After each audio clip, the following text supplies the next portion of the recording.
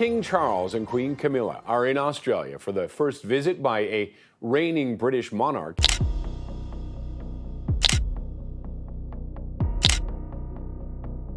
Tonight, Britain's Queen Camilla is missing from remembrance events honoring the country's war dead.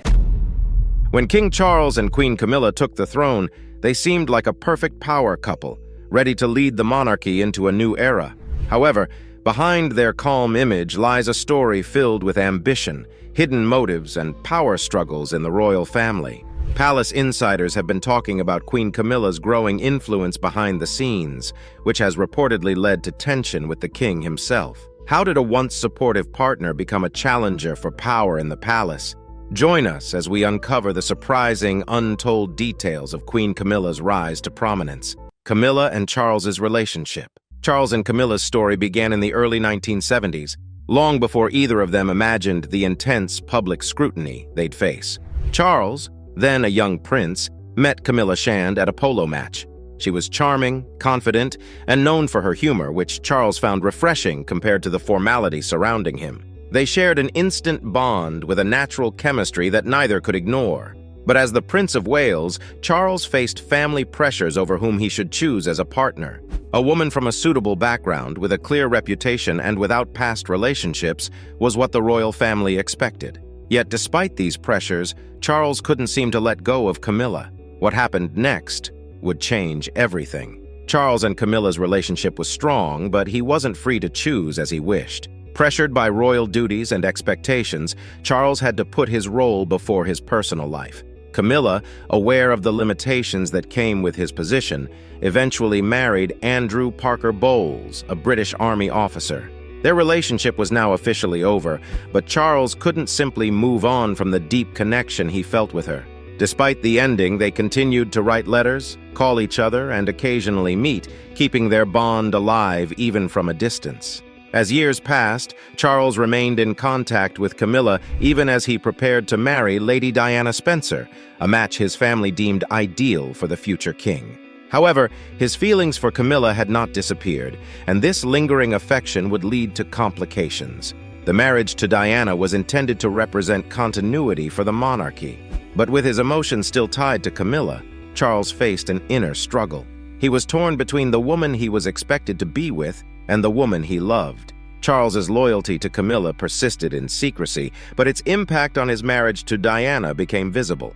Camilla, though not officially part of his life, was present in his thoughts, creating tension that would eventually break through the public's perception of a fairy tale marriage. The secretive bond between Charles and Camilla cast a shadow that grew over time, leading to public speculation and setting the stage for one of the most controversial relationships in royal history. Their story, though forbidden by tradition, duty, and public opinion, would not stay hidden forever. If you are wondering how it turned out, keep watching. Challenges and controversies over the years.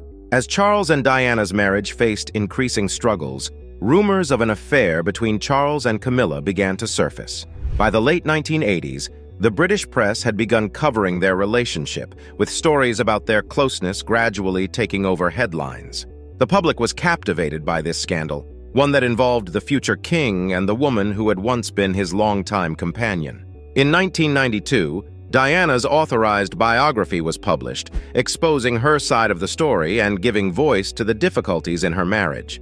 One of the most painful revelations was Charles's ongoing relationship with Camilla, something Diana had struggled with privately for years.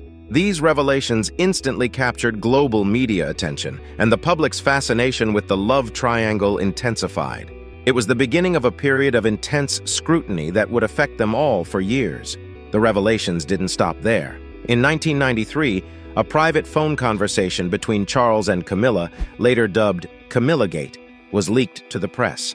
This tape confirmed the intimate nature of their relationship and threw fuel on the fire. The public, already angry over the affair, found themselves outraged as Charles, the future king, seemed to breach both his marriage vows and the public's trust.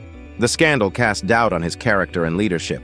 While Diana was viewed as the victim, Camilla, a relatively private figure until that point, was now vilified by the media. She was quickly branded as the other woman, a label that would stick with her for years. The fallout from the affair also affected Camilla's marriage to Andrew Parker Bowles, which was already under strain. By 1995, the couple's relationship officially ended in divorce, another painful chapter in the public saga. The disintegration of her marriage exposed just how much Charles and Camilla's bond was impacting their personal lives. For Camilla, the affair led to both a public and private cost. She lost her marriage and, by extension, a private life outside the media's reach. With the public's growing interest, the royal family itself began to face more difficult questions. For the British public, these constant revelations led to doubts about the future of the monarchy itself. Charles, bound to inherit the throne, found himself in an increasingly difficult position. His personal choices and relationships had become subjects of national debate, challenging his image as the future king. With each passing year, his suitability as a leader seemed less clear. Camilla, despite her silence, was no longer simply a private individual. She had become a controversial figure, a symbol of the challenges faced by the royal family when tradition collided with personal desires. However, over time, the public perception of Charles and Camilla began to shift. As their story continued to unfold, it revealed how they would, against all odds, seek redemption and attempt to rebuild their relationship with both the public and the royal family. Finding public acceptance. After years of being cast as the villain in the media, Camilla faced an uphill battle for public acceptance. The scandal surrounding her relationship with Charles left many people questioning her intentions, and even her suitability to stand beside the future king. Yet, over time, both she and Charles undertook efforts to reshape public perception. Slowly, they began appearing together more often. Starting with low-profile outings and gradually moving to public events, they were careful not to rush, aware that pushing too fast could only reignite criticism.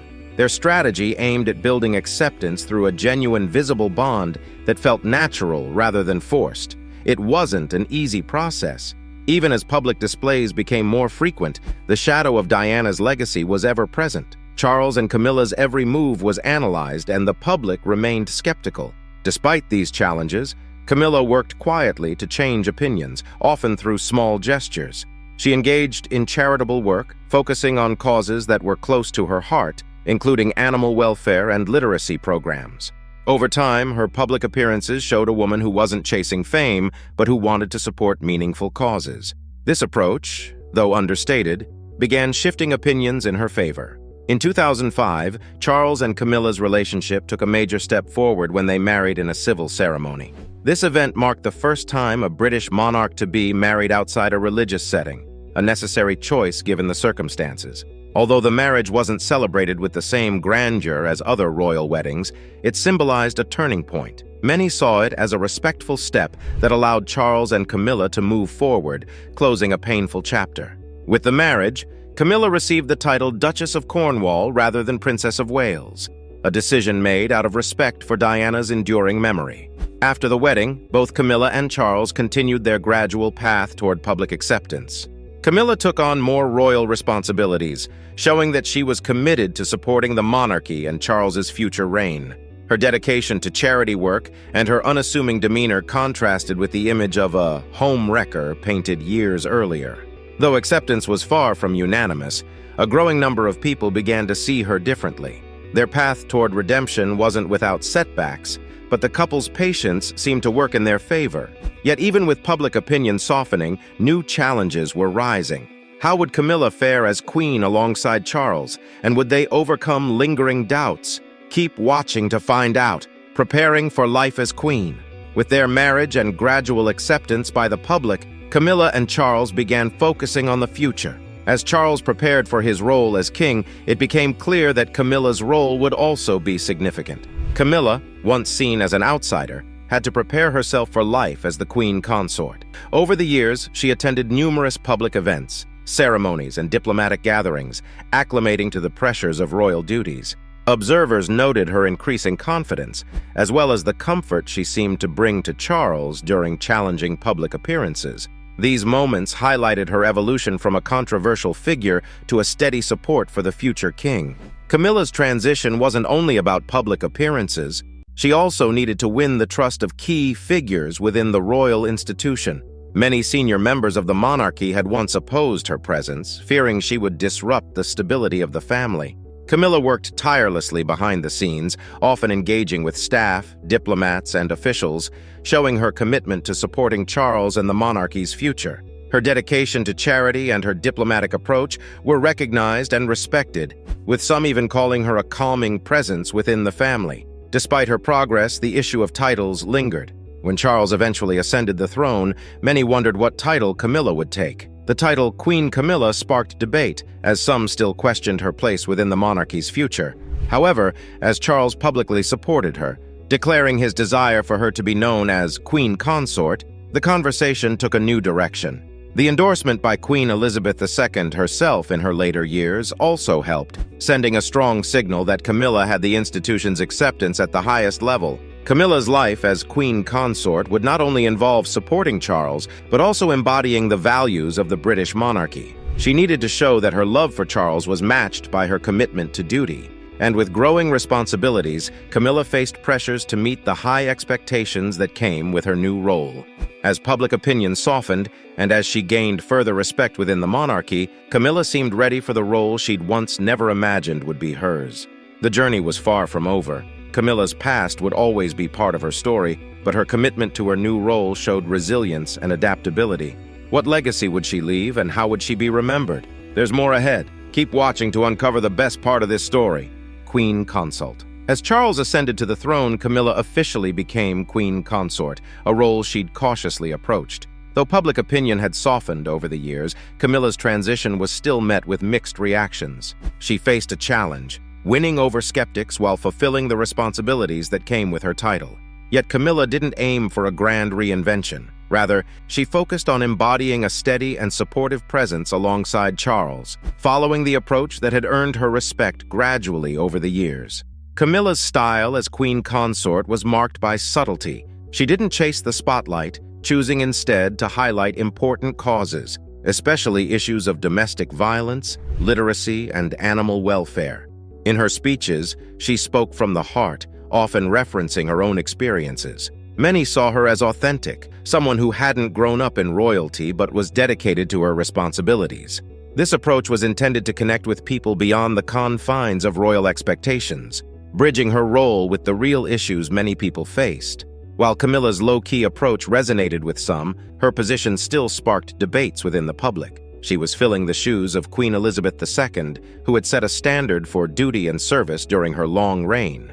Camilla, in her unique way, acknowledged this legacy, often referencing the former queen's influence and respect. Despite their vastly different backgrounds, Camilla sought to carry on traditions that honored the monarchy's values, creating a balance between continuity and her distinctive style.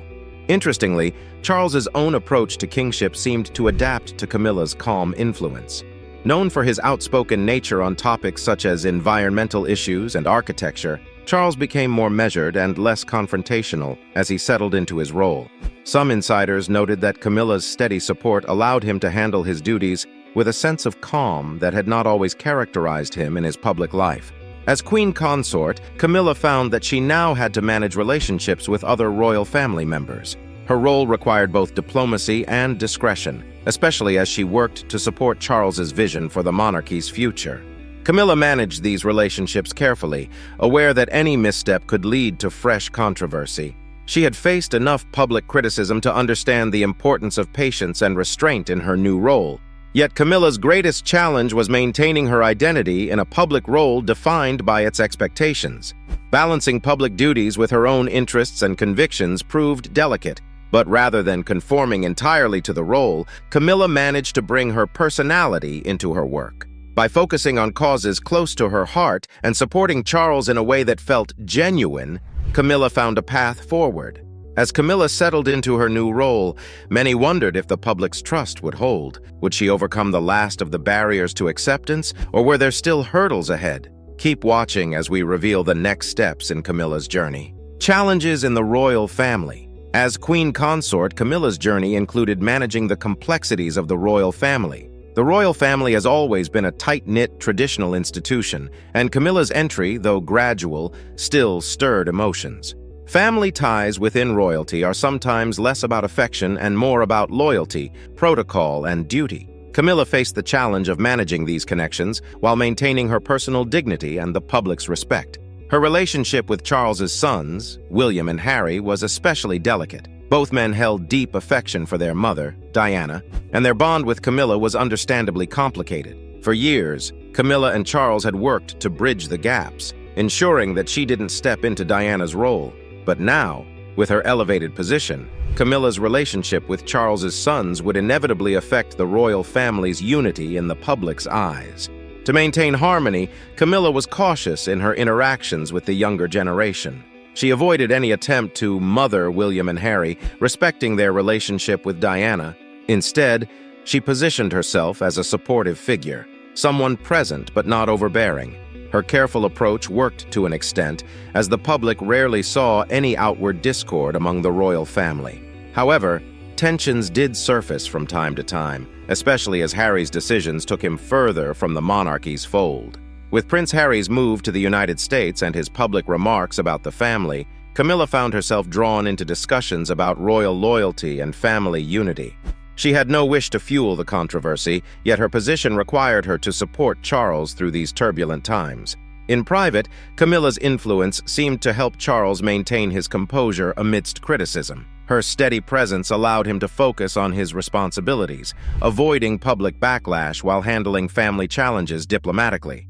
Meanwhile, Camilla's presence in the royal family faced other tests. Members with strong opinions about monarchy tradition questioned her role, even if subtly. Queen Elizabeth's support had helped to secure her position, but with Charles now leading, Camilla found that she needed to establish her influence independently.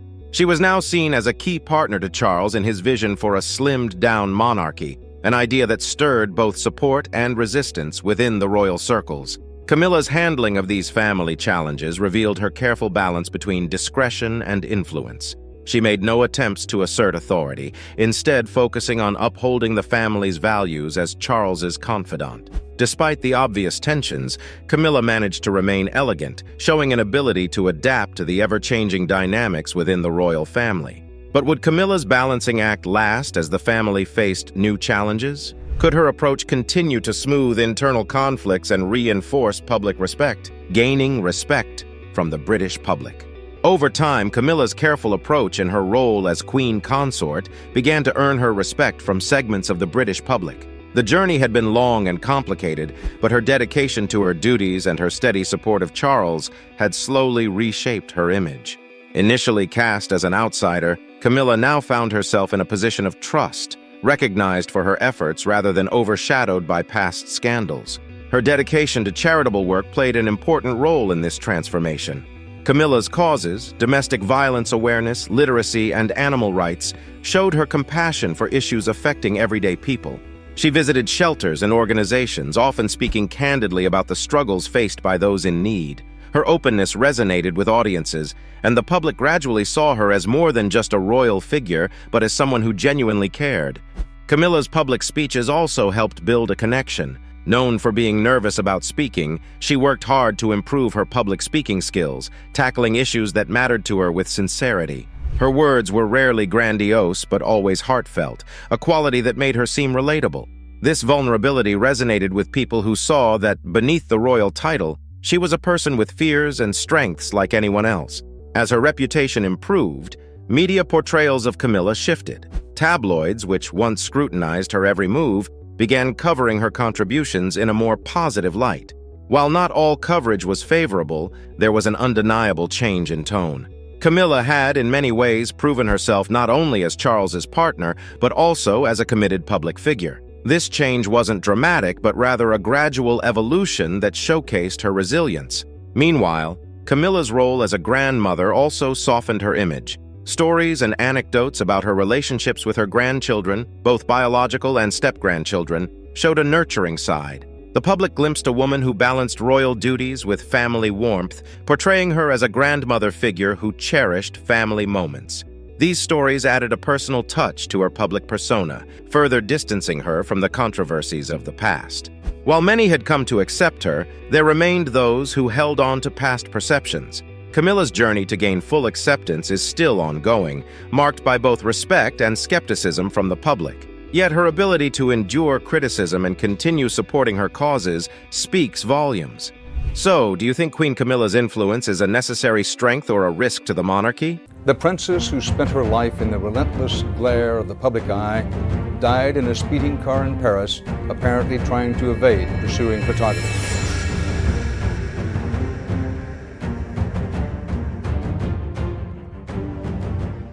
August 31st, 1997. A night that shook the world. A princess, a car, a tunnel in Paris, and then silence. But before that tragic moment, before the flashing lights and the chaos, there was something else. A message. A final warning. Hidden for years, buried beneath rumors and speculation. Now, for the first time, the truth comes to light. What did Princess Diana say at 35 just before her untimely death? And why does it send chills down the spine even today? The chilling final message. Have you ever had a strong feeling that something bad was going to happen? A feeling so deep that you couldn't shake it off? Now, imagine writing that fear down, putting your worst thoughts into words, only for them to come true in the most tragic way possible. That's exactly what happened to a beloved public figure, a woman admired by millions, a woman who was once part of a powerful family, but later became their biggest problem. 2 years before her shocking and untimely passing, she wrote a message. A message that still haunts those who read it. A message that seemed to predict her own death. So, what exactly was in this letter? What did she write that made so many people believe she knew she was in danger? The letter was addressed to someone she trusted, a person who had been by her side for years. In it, she made a terrifying claim. She believed there was a plan to get rid of her, not in an obvious way, but in a way that would look completely accidental. She wrote, "I am sitting here today, feeling afraid. This phase of my life is the most dangerous." Then came the most chilling part. "There are plans for an accident in my car, brake failure, a head injury. It will be done to clear the way." Think about that for a second. She wrote those words 2 years before she died in a car crash. And what was the cause? A serious head injury. Does that sound like just a coincidence? Or was she warning the world in advance? Why did she write it? Now you might be wondering, why would she write something like this? Was she just being paranoid? Or was there something going on behind the scenes that the public didn't know about? By this time, her life had already changed completely. She was no longer part of the family she once belonged to. The marriage that had made her famous was over. She was no longer the quiet, smiling figure the world had once adored. She was speaking out. She was sharing secrets. And more importantly, she was becoming too powerful. People still loved her. Maybe even too much. She had a voice, and the world was listening. And that made her dangerous. She told close friends she was afraid. She felt like she was being watched. She believed her phone was tapped. She even told her personal security that if something ever happened to her, people should question it. Now stop and think for a moment. How often does someone say, "If I die, don't believe it was an accident"? That's not something a person says unless they truly believe they are in danger. And she believed it. She had seen what happened when someone got in the way of the powerful. She had seen how things were controlled, how stories were shaped, how problems were made to disappear. And she had become a problem. She wasn't just another face in a famous family anymore. She was bigger than that. She had built a name for herself, separate from them. She had the love of millions, and she used that influence to do things they didn't approve of. And once she started speaking up, the whispers began. Tensions with the powerful and the watchful eyes. Her relationship with those in control had started off well. At first, they embraced her. She was young, beautiful, and perfect for the role she had been given. But over time, something changed. She was no longer following the script. She was no longer doing what was expected. And that was a problem. She knew too much. She had seen too much. And most of all, she wasn't afraid anymore. She once told a friend that she found hidden devices in her home, that her calls sounded different, like someone was always listening. and she even said that her car had been tampered with before. And if that wasn't disturbing enough, she once asked a member of her security team a terrifying question. "Are you going to kill me?" Just let that sink in. A woman, once loved by the world, asking the people who were meant to protect her if they were planning to take her life. These were not the words of someone imagining things. These were the words of someone who felt the walls closing in. And then, 2 years later, her nightmare became a reality. Diana's last days. Princess. Diana's final days were filled with love, happiness, and fear. She was in love, but she was also being watched. She was trying to live freely, but she couldn't escape the cameras. And on the night of August 30th, 1997, everything changed forever. Diana had spent her last summer with a new man, Dodi Fayed. He was the son of Mohammed Al Fayed, the owner of Harrods and one of the richest men in the world. He was charming, wealthy, and deeply in love with Diana. Together, they sailed through the Mediterranean on his luxurious yacht. Photographs of them kissing and holding hands were on every newspaper and magazine cover. To the world, it looked like a fairy tale. But was it? Diana had always attracted attention, but now, the media obsession had reached a dangerous level. Paparazzi followed them everywhere. Every move she made, every moment of her private life, was caught on camera. Some believe that this media frenzy was just because of her fame. Others think it was something more. Diana was a woman with influence. She spoke against landmines. She challenged the royal family. She was seen as a threat by some powerful people. Was she being followed just for pictures? Or was she being watched for something else? On August 30th, 1997, she and Dodi arrived in Paris. It was supposed to be just another night. Instead, it would be her last. Diana hated the paparazzi. They had chased her for years. They had broken into her privacy, snapped pictures of her crying, followed her even when she tried to be alone. But in Paris, things were worse than ever. Outside the Ritz Hotel, where Diana and Dodi were staying, a swarm of photographers waited. They had followed the couple from the airport. They had watched them enter the hotel. They were waiting for them to come out again. Diana was used to this, but this time, it felt different. She had once told a friend, "I think they are going to kill me one day." Was that just a fear? Or did she know something we didn't? Diana and Dodi didn't want to stay at the hotel that night. They wanted to go to Dodi's apartment, a short drive away. But with all the photographers outside, they needed a plan. So they tried something desperate. They decided to use a different car, a decoy, to throw off the paparazzi. The plan was simple: make the media chase the wrong car while they quietly left from the back entrance. It should have worked. But it didn't. The last journey of Princess Diana. At around 12:20 a.m. on August 31st, Diana, Dodi, and their driver, Henri Paul, left the Ritz Hotel in a black Mercedes-Benz S280. The only other person in the car was Diana's bodyguard, Trevor Rees-Jones. As soon as they drove away, the chase began. The paparazzi realized what had happened and sped after them on motorcycles. Some of them were only trying to get a picture. Others seemed desperate to follow the car, no matter how dangerous it was. Henri Paul started speeding. Witnesses say the car was going much faster than normal. It weaved through the streets of Paris, trying to lose the photographers. But no matter how fast they went, the cameras were right behind them. Then, they reached the Pont de l'Alma tunnel. What happened next is still debated to this day. The car entered the tunnel at high speed. Witnesses say they saw a bright flash. Then, suddenly, the car lost control. It swerved. It smashed into the 13th pillar of the tunnel. The impact was brutal. The car spun, hit the wall again, and finally stopped. In a matter of seconds, everything had changed. The scene inside the tunnel was horrifying. The car was completely destroyed. The metal was twisted. Glass was shattered everywhere. And inside, a princess lay dying. Dodi Fayed and Henri Paul were killed instantly.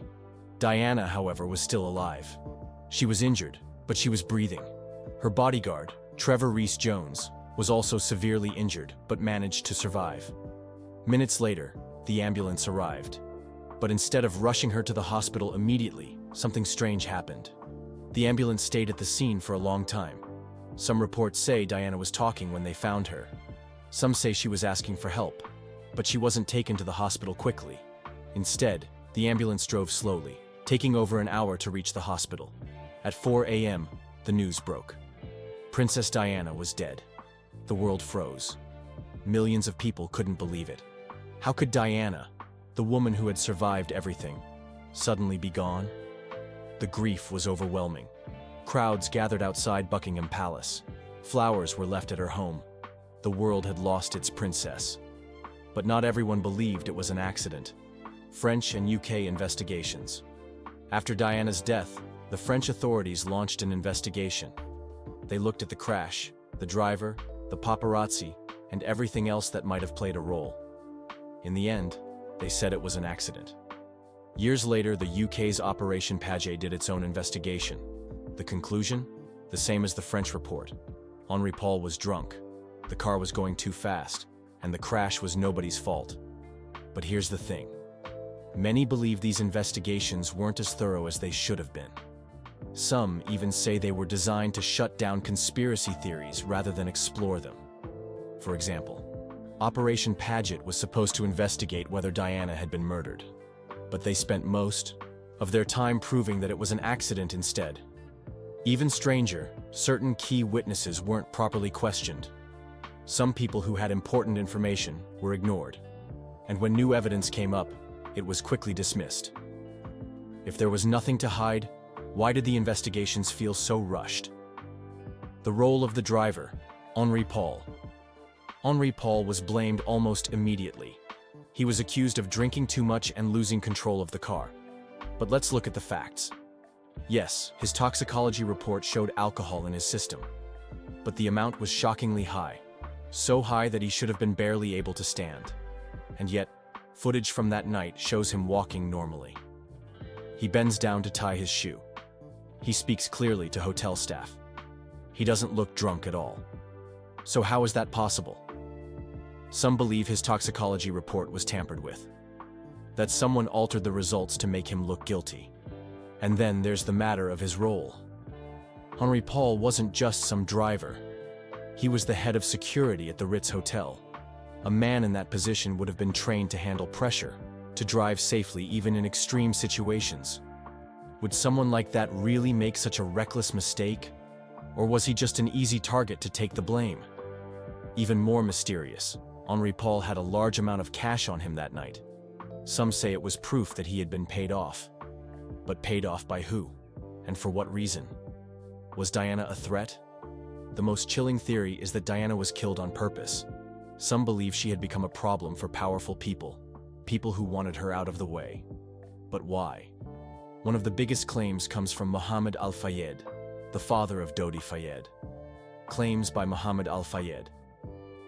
Mohammed Al-Fayed has always insisted that his son and Diana were murdered. He claims they were about to get engaged, that Diana was pregnant, and that this was a huge problem for the British royal family. Now, why would that be a problem? Because Diana was the mother of the future King of England.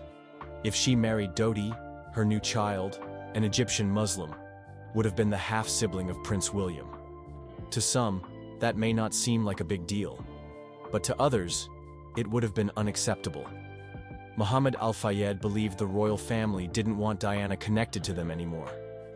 He believed they saw her relationship with Dodi as a disgrace, and so, according to him, they got rid of her. But was there any real proof? Diana's body was examined after the crash, and the official reports say there was no sign of pregnancy. But could those results have been changed? Could they have hidden the truth? Some believe it's possible. And then there's Diana's own warning, her prediction of her own death. Did she know what was coming? This is the part of the story that haunts people the most. In 1995, Diana wrote a note to her butler, Paul Burrell. In that note, she said something chilling. She wrote that someone was planning to kill her. And not just in any way, she specifically said it would happen in a car crash. Now think about that. She didn't just say she was scared. She didn't just say she felt unsafe. She described in detail the exact way she would die, 2 years before it happened. That is either an unbelievable coincidence or proof that she knew someone was after her. Who was she afraid of? She never mentioned names, but she did say one thing, that it would happen when she was in a car with brake problems. Doesn't that sound exactly like what happened? Even if you don't believe in conspiracy theories, some things about that night just don't make sense. Let's talk about the missing CCTV footage. Missing CCTV footage. The Pont de l'Alma tunnel was in a busy part of Paris. It had security cameras. But when investigators looked for footage of the crash, there was nothing. No video, no images. The cameras, we were told, weren't working that night. Isn't that convenient? One of the most famous women in the world is being chased by photographers, and the one place that could have captured exactly what happened just happened to have no footage? That seems hard to believe. If there was footage, was it hidden? Was it erased? And if so, why? Delayed medical response. Another strange thing. Diana was still alive after the crash. She was even conscious at first. People who saw her said she was talking. Yet for some reason, the ambulance took an extremely long time to get her to the hospital. She didn't reach the hospital until almost 2 hours after the crash. Now, compare that to normal emergency response times. In life-threatening situations, every second matters. In a city like Paris, an ambulance should have been able to get to a hospital within minutes. So why the delay? Some believe Diana could have been saved if she had received treatment sooner. That if she had been rushed to the hospital immediately, she might still be alive today. Was this just a tragic mistake? Or was someone making sure she wouldn't survive? Princess Diana was more than just a royal. She was a mother, a friend, and a woman who touched the hearts of millions. When she died, the world stood still. People couldn't believe it. How could someone so full of life be gone just like that? It wasn't just a tragedy. It was a moment that changed everything, especially for the royal family and her 2 young sons, William and Harry. But here's something to think about. Did her death really change the monarchy? Or did it just reveal what was already broken? At the time, the royal family was seen as distant and cold. They followed strict traditions, and emotions were rarely shown in public. When Diana died, the public expected the royals to show their grief, to speak out, to comfort the people who were mourning. But they didn't. Instead, the palace stayed quiet.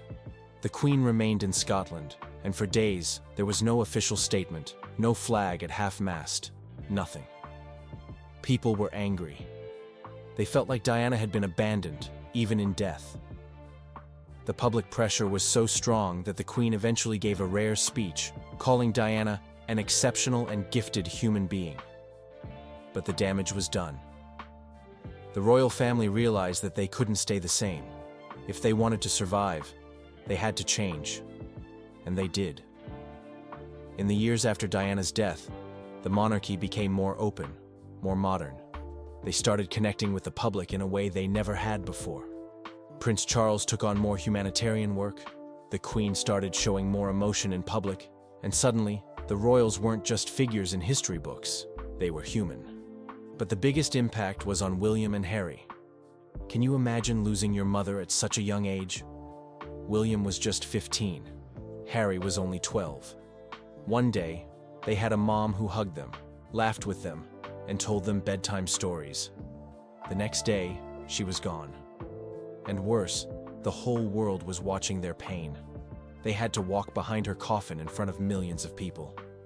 How do you even process something like that? Diana's death shaped them in ways they probably didn't even realize at the time. William, knowing he would be king one day, became more responsible. He followed the royal path but carried his mother's warmth with him. He made sure to be the kind of future king who connects with people, who listens, who shows emotion. Harry, on the other hand, struggled.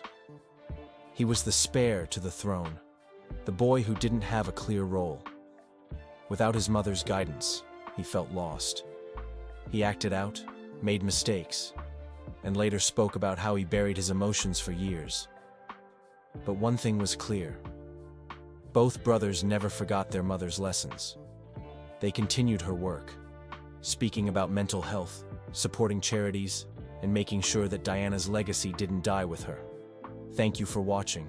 If you found this story as powerful as we did, don't forget to like, share, and subscribe. And let us know in the comments, what do you think Diana's impact would be if she were alive today?